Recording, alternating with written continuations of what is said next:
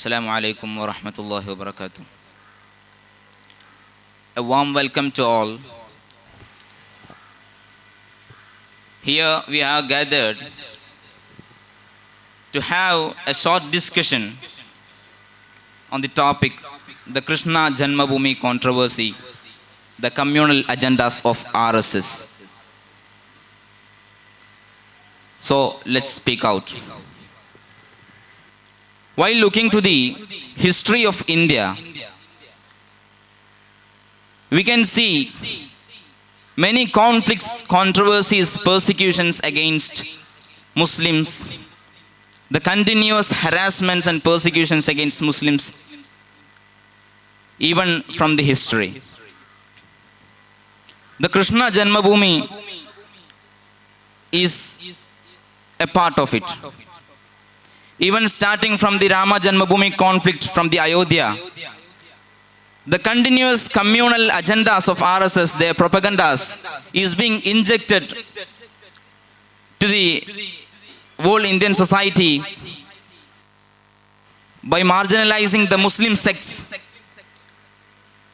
So, the Krishna Janmabhoomi, which is located in Madura, as they proclaim a 13 kilometers of land, 13 square kilometers of land, which includes the Katra Keshavdev temple and Shahi Eidgah Masjid. This land is being proclaimed as the land of Hindu rituals, and in the future we can see, or we are going to witness, we are losing that piece of land too. UP Deputy Chief Minister Keshav Prasad Maurya, he made a statement. He says that Krishna Janmabhoomi is the next agenda of RSS. He says grand temples are being constructed in Ayodhya, Kashi, preparations are on Madura. So these are the continuous violent, continuous propagandas against Muslims, taking up the Muslim land, proclaiming it is as theirs, proclaiming it as the temple's land, and now we are going to discuss the issue of the Krishna Janmabhoomi. So at first, we have already witnessed their victory over the Rama Janmabhoomi and the destruction of Babari Masjid, and now they are on the Krishna Janmabhoomi. So, Afif, do you think the Krishna Janmabhoomi controversy just arose after the Rama Janmabhoomi conflict, or do you think it is a pre-planned, or is it part of their agendas from the beginning itself? What is your opinion about it? The answer for your question is very clear from our Indian history. When we turn over the pages of history of India, we can see a lot of incidents which are against in the democracy of India. For instance, I am saying that the blast case of Makkah and Malaga, the Supreme Court freed the main guilty, Soumya Simananda. This is only one example. Why? They think that when we do anything against our democracy, we get all types of support from Supreme Court and other institutions of democracy. Not only that, after Ayodhya, the Supreme Court also verdicted supporting them. By all this, by collecting all this, we can say that actually when our institution of democracy supporting them, they are looking new agenda for the main agenda of their creation of India under Hinduism. So I am saying that actually these are not their planned, but because these are coming by the supporting of Supreme Court and other institutions day by day. So it is clear that from his discussion, it is clear that it is a part of the every knots of the chain is being easily tied out, pulled out. So we can also the India is going to witness more and more such issues. So as he concluded, this is when they get the victory over an issue, they are more fired up and they are getting into the new ones. So while coming to the Krishna Janmabhoomi controversy, Shafiq, do you think that Krishna Janmabhoomi has a religious base or evidence from the Hindu historical texts or anything like that? What is your opinion about it? Yeah, absolutely. There is an history behind the Krishna Bhumi. As we know, the every civilizations and cultures in India formed surroundings of Islamic institutions like mosques and other heritage through the history. And the ancient history says that Mathura is a very essential part of Hindu history and also Muslim history. But first of all, I told you, India is an Hindu culture from the ancient history. India starts from there. And then Mughal emperors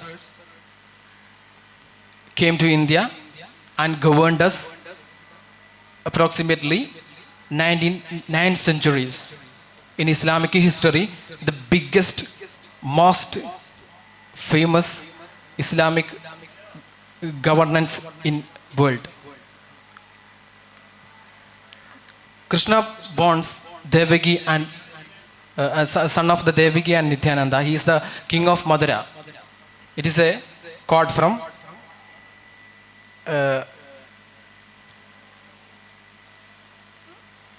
Tariq-e-Daudi. Al-Utubi, he wrote the book Tariq-e-Daudi.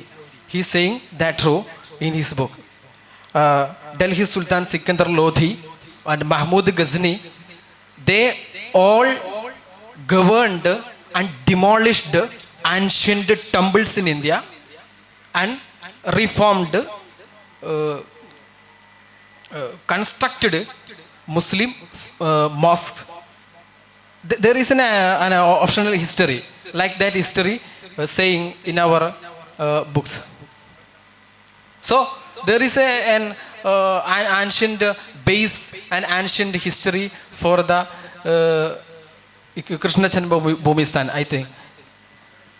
So he says that there are clear evidence from the Hindu texts about the Krishna Janmabhoomi and the destruction of the temples and building over the mosques by the Mughal Empire. So while looking that, we don't need much, the texts are not much authentic for us. So on that part, according to his opinion, Mustafa, do you think that these temples are rebuilt after the Aurangzeb or these Mughal empires they fought against, so they destructed these temples and created new mosques? Do you think these temples are rebuilt after it? Yes, I would like to tell the continuation what he says. The Mughal emperors came to India and governed us for many centuries.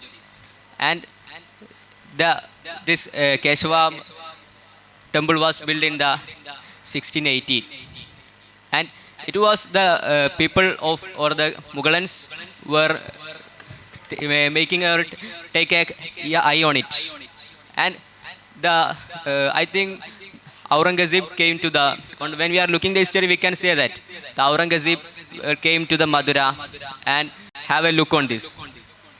And afterwards, we can say Aurangzeb asked his Madura governor, Mr. Governor Abdul Nabi Azad, asked to break that temple. Afterwards, but when the governor came there, afterwards he was died. So after I think 1670, Aurangzeb straightly came to the Madura and break the temple, and he asked the people to make a masjid there. That we see now, the Idgah Masjid that we see. And the history clearly says that, and also from his history of Aurangzeb, we can see that he broken many temples in the India. About hundreds of temples he have break and places many masjids. We can see an example, that is Rama Janmabhoomi. And he in the history says he breaks that and formed or placed the Babari Masjid now. This is the also with this evidence, the Hindus now came to there and break the Babari Masjid and recapture or replacing the Rama Janmabhoomi.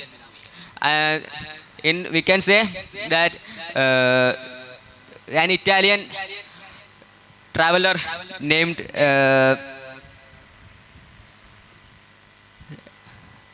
Takuo Machozi, I think Takuo Machozi. He was a slave in the palace of Aurangzeb.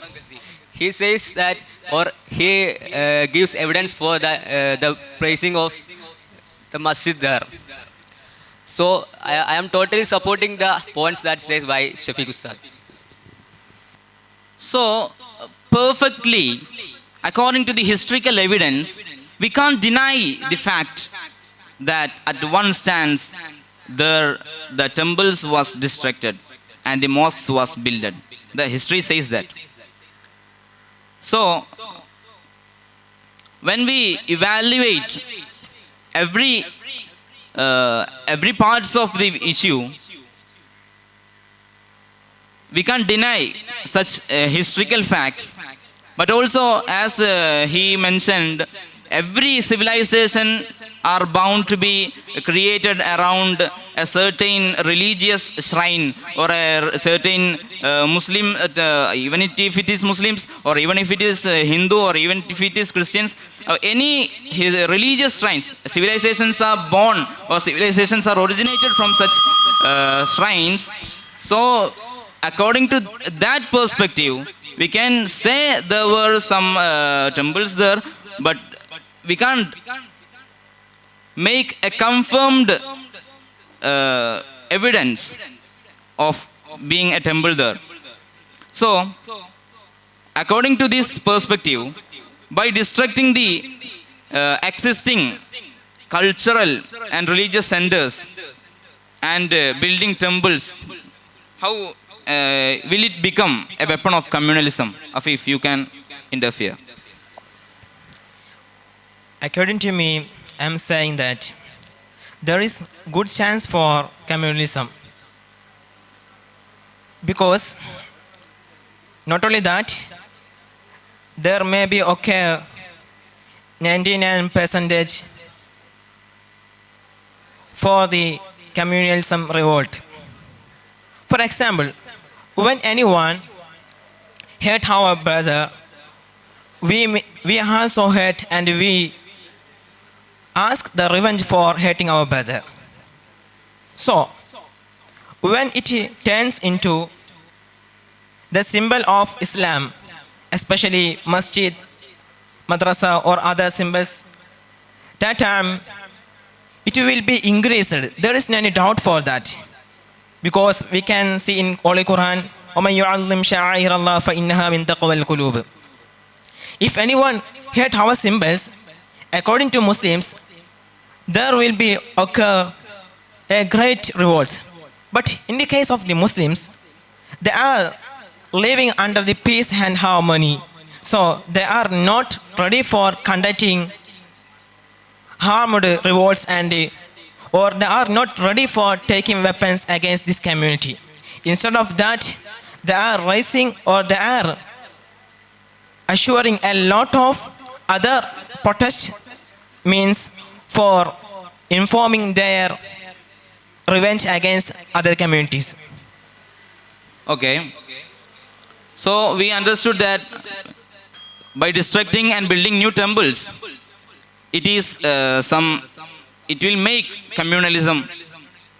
So to conclude, we can ask to Shafiq that what changes do these such fulfillment of such birthplaces or Janmabhumis make in Indian politics? You can conclude the topic. Yeah, definitely. There is an RSS political agendas behind this controversy. I'm saying one thing surely. Is there a mosque or a temple? But now there is a political issue, not at all a religion. They want to make votes from the majority. They popularized in India almost 85 percentages. They have religional emotions. So there is an vote bank politics. Okay, so we can wind up here.